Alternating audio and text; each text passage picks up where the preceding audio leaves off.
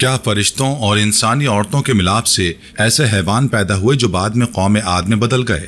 وہ کون سا راز تھا جس کے ذریعے حضرت ادریس علیہ السلام نے آسمانوں کا سفر کیا اور 30 بار کائنات کے رازوں سے واقف ہوئے؟ آج کی جدید سائنس بھی ورم ہولز جیسے تصورات کو تسلیم کر رہی ہے، تو کیا حضرت ادریس علیہ السلام کا سفر بھی ایسے ہی کسی مخفی دروازے سے ہوا تھا؟ آئیے انہی حیرت انگیز رازوں سے پردہ اٹھاتے ہیں۔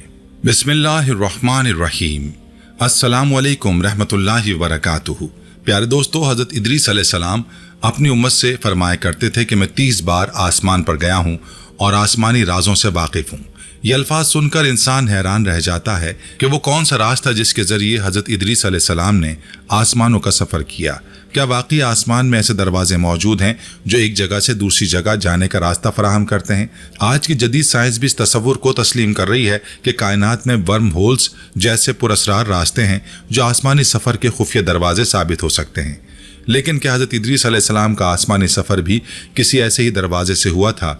آج کے اس ویڈیو میں ہم انہی حیرت انگیز رازوں سے پردہ اٹھائیں گے۔ حضرت ادریس علیہ السلام ایک جلیل القدر نبی، سیدنا ادریس علیہ السلام اللہ تعالیٰ کے تیسرے نبی تھے جو حضرت آدم علیہ السلام اور حضرت شیس علیہ السلام کے بعد نبوت کے جلیل القدر منصب پر فائز ہوئے۔ حضرت ادریس علیہ السلام کی ولادت بابل موجودہ عراق یا مصر کے شہر منف میں ہوئی۔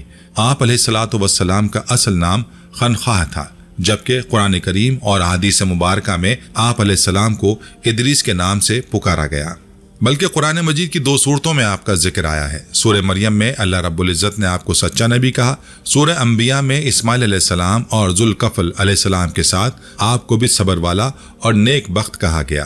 آپ علیہ السلام حضرت شیس علیہ السلام کے بیٹے انوش کی نسل میں سے ہیں۔ آپ کے والد کا نام یارد اور والدہ کا نام برکانہ تھا، جبکہ آپ کی اہلیہ کا نام ادما تھا۔ آپ کا ایک بیٹا بھی تھا جس کا نام متوشلح تھا۔ حضرت ادریس علیہ السلام حضرت نوح علیہ السلام کے پردادا بھی ہیں۔ آپ علیہ السلام کی زبان سریانی تھی اور آپ علیہ السلام کے زمانے میں 72 زبانیں رائج ہو چکی تھیں۔ حضرت ادریس علیہ السلام نے ہر جماعت کو ان کی اپنی زبان میں تبلیغ کی، چنانچہ لوگ آپ علیہ السلام کو ادریس یعنی درس دینے والا کہہ کر پکارنے لگے۔ آپ علیہ السلام کا حضرت شیس علیہ السلام کی 5ویں پشت سے تعلق تھا۔ جب حضرت شیس علیہ السلام کا انتقال ہوا تو کچھ عرصے بعد ان کے پیروکار بہت محدود تعداد میں رہ گئے۔ قابیل کی اولاد نے کفر، شرک، بدکاری اور بے حیائی کا بازار گرم کر رکھا تھا۔ زناکاری، شراب نوشی عام تھی، پاکیزہ رشتوں کی پہچان ناپید ہو چکی تھی، بتوں کی پوجا اور آگ کی پرستش ہو رہی تھی۔ گویا دنیا پر شیطان اور اس کے حواریوں کا راج تھا۔ حضرت آدم علیہ السلام اور حضرت شیس علیہ السلام کی قائم کردہ شرعی حدود اور احکامات الہی کو پامال کیا جاتا رہا۔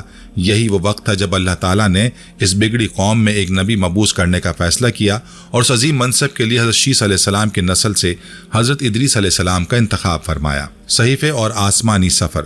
آپ علیہ السلام پر 30 صحیفے نازل ہوئے۔ آپ کے دور میں انسان جہالت اور بے ادبی میں اتنے گر گئے کہ اللہ کو چھوڑ کر آگ کی عبادت کرنے لگے۔ آپ نے دنیا میں آ کر لوگوں کو ہدایت کا راستہ دکھایا اور علم و ادب بھی سکھایا، لیکن آپ کی قوم نے آپ کی ایک نہ سنی اور صرف کچھ لوگ آپ پر ایمان لائے۔ اس پر آپ نہایت تنگ آ کر خود کو اور جو ایمان لائے انہیں لے کر وہاں سے ہجرت کر گئے۔ پھر آپ کے ساتھیوں میں سے چند نے آپ سے سوال کیا کہ اے اللہ کے نبی، اگر ہم نے بابل کو چھوڑا تو ہمیں ایسی جگہ کہاں ملے گی؟ ادریس علیہ السلام نے فرمایا، اگر ہم اللہ سے امید رکھیں تو وہ ہمیں سب کچھ عطا کرے گا۔ بالآخر آپ مصر پہنچے۔ اس دور میں مصر ایک خوبصورت جگہ تھی۔ آپ نے وہاں پہنچتے ہی اللہ کا شکر ادا کیا، سبحان اللہ کہا اور وہیں رہنے لگے اور وہاں اپنا علم پھیلایا۔ علماء کرام فرماتے ہیں کہ پہلا شخص جس نے دین تبلیغ کے لیے وعظ و تبصرے کا سلسلہ شروع کیا وہ حضرت ادریس علیہ السلام تھے۔ حضرت ادریس علیہ السلام کی موت کا واقعہ بہت عجیب ہے۔ حضرت ادریس علیہ السلام کثرت سے اللہ کی حمد و ثنا اور عبادت میں مصروف رہتے اور فرشتوں میں نہایت محبت، عقیدت اور احترام کی نظروں سے دیکھے جاتے۔ فرشتے ان کے پاس آتے اور ان کی صحبت میں بیٹھا کرتے۔ ایک مرتبہ حضرت اسرائیل علیہ السلام بھی اللہ سے اجازت لے کر آئے اور انسانی شکل میں بہت دیر تک ان کی صحبت میں حاضر رہے۔ حضرت ادریس علیہ السلام کو جب معلوم ہوا کہ یہ کوئی انسان نہیں بلکہ حضرت اسرائیل ہیں اور روح قبض کرنے والے ہیں تو آپ نے فرمایا، میرے دل چاہتا ہے کہ تم مجھے موت کا ذائقہ چکھاؤ۔ اس پر حضرت اسرائیل علیہ السلام نے اللہ کی اجازت سے ان کی روح نکالی اور پھر واپس کر دی۔ اس کے بعد حضرت ادریس علیہ السلام نے ان سے فرمایا، میرے دل چاہتا ہے کہ میں جنت اور دوزخ دیکھوں۔ چنانچہ حضرت اسرائیل علیہ السلام نے اللہ سے اجازت لے کر انہیں دوزخ دکھائی اور دوزخ دیکھ کر جنت آئے اور بہت دیر تک وہاں کے مناظر دیکھتے رہے۔ بالآخر حضرت اسرائیل نے عرض کیا، تشریف واپس لے چلیے، مگر حضرت ادریس علیہ السلام نے جواب دیا، جب تک جنت دوزخ کو پیدا کرنے والا مجھے یہاں سے جانے کا حکم نہیں دے گا اس وقت تک میں یہاں سے نہیں جاؤں گا۔ چنانچہ اللہ تعالیٰ نے ایک فرشتے کو مقرر فرمایا کہ وہ ان کے درمیان فیصلہ کرے۔ حضرت اسرائیل نے اس فرشتے کو پوری صورتحال سنائی۔ پھر حضرت ادریس علیہ السلام نے فرمایا کہ میں قانون خداوندی کے مطابق موت کا ذائقہ چکھ چکا ہوں اور اب میں جنت میں آ گیا ہوں، کیونکہ حق تعالیٰ نے فرمایا ہے، یعنی ہم تم کو اس سے نہیں نکالیں گے، لہٰذا میں یہاں سے نہیں جانا چاہتا۔ اللہ تعالیٰ نے ملک الموت کو وحی بھیجی کہ حضرت ادریس علیہ السلام نے جو کچھ کیا میرے حکم سے کیا اور وہ میرے حکم سے ہی جنت میں داخل ہوئے، لہٰذا تم انہیں چھوڑ دو، وہ جنت میں ہی رہیں گے۔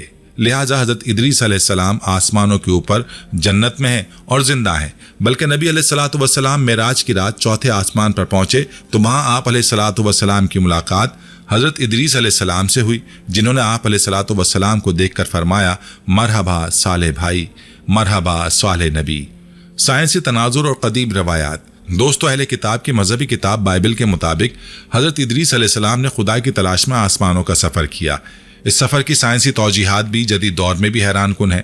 آج کی سائنس بھی تسلیم کرتی ہے کہ خلا میں ایسے راستے یا ورم ہولز تلاش کر رہے ہیں جو ممکنہ طور پر ایک جہاں سے دوسرے جہاں میں جانے کا ذریعہ بن سکتے ہیں، لیکن آج کے انسان کے لیے یہ ممکن نہیں کہ وہ ان راستوں سے گزر کر دوسرے جہانوں تک پہنچ سکے، کیونکہ خلا کے مہلک اثرات، سخت تابکاری اور کشش ثقل انسانی جسم کو نقصان پہنچا سکتی ہے، جبکہ حضرت ادریس علیہ السلام کو اللہ کی جانب سے ایسی صلاحیتیں اور قوتیں ودیت کی گئی تھی کہ وہ ان رکاوٹوں کو پار کر سکے۔ اب اس سوال پر آتے ہیں کہ کیا فرشتوں اور انسانی عورتوں کے ملاپ سے پیدا ہونے والے حیوان جو قوم عاد میں بدل گئے تھے؟ اس حوالے سے اہل کتاب کی مذہبی کتاب بک آف ہنوک میں ان فرشتوں کا ذکر ہے جنہوں نے انسانوں کی تخلیق کو بدل دیا تھا اور ان سے مل کر کئی حیوان نما نسلوں کو تخلیق کیا۔ اس کتاب میں لکھا ہے کہ حضرت ادریس علیہ السلام کے زمانے میں ایک غیر معمولی واقعہ پیش آیا۔ کہا جاتا ہے کہ کچھ مخصوص فرشتے زمین پر نازل ہوئے اور ان کے ذریعے ایک منفرد مخلوق کی پیدائش ہوئی۔ بعد میں یہی نسل قوم عاد کی صورت میں جانی گئی جو غیر معمولی جسمانی طاقتوں کی حامل تھی۔ اس قوم کے افراد کا قد انتہائی طویل ہوتا تھا، یہاں تک کہ روایتوں کے مطابق وہ کھجور کے درختوں کی مانند بلند قامت تھے۔ یہ لوگ پہاڑوں کو تراش کر ان میں شاندار محلات تعمیر کرتے اور ان کی طاقت اتنی زیادہ تھی کہ وہ عظیم الشان چٹانوں کو محض ہاتھوں سے اٹھا سکتے تھے۔ لیکن جیسے ہی یہ قوم سرکش، تکبر اور نافرمانی میں حد سے بڑھ گئی، اللہ تعالیٰ کا ان پر عذاب نازل ہوا۔ حضرت نوح علیہ السلام کے دور میں پانی کا ایک عظیم طوفان آیا جس نے پوری زمین کو پانی میں ڈبو کر اس قوم کو مٹا دیا۔ اس طوفان کے بعد انسانی نسل ایک نئے اور خالص سلسلے کے تحت پروان چڑھی جس نے دنیا میں اللہ کے مقرر کردہ حدود کے مطابق زندگی گزارنا شروع کی۔ دوستو، یہ بات ذہن میں رہے کہ حضرت ادریس علیہ السلام سے متعلق یہ روایت اہل کتاب کی مذہبی کتب میں پائی جاتی ہیں۔ ان کی حقیقت کیا ہے اس کا صحیح علم صرف اللہ کو ہے، لیکن یہ واقعات نہ صرف تاریخ کے رازوں کو کھولتے ہیں بلکہ انسانوں کو ایک اہم سبق بھی دیتے ہیں کہ طاقت، علم یا غیر معمولی صلاحیت کسی بھی فرد یا قوم کے لیے فخر کا ذریعہ نہیں بن سکتی جب تک وہ اللہ کے احکامات کی پیروی نہ کریں۔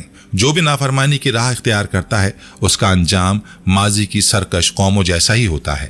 دوستو، یہ تھی ہماری آج کی ویڈیو۔ اگر آپ کو یہ ویڈیو پسند آئی ہے تو آپ سے گزارش ہے کہ ہمارے چینل کو سبسکرائب کریں اور ویڈیو کو باقی سبھی دوستوں تک لازمی شیئر کیجیے گا۔ اگلی ویڈیو تک کے لیے اجازت دیجیے۔ اللہ حافظ۔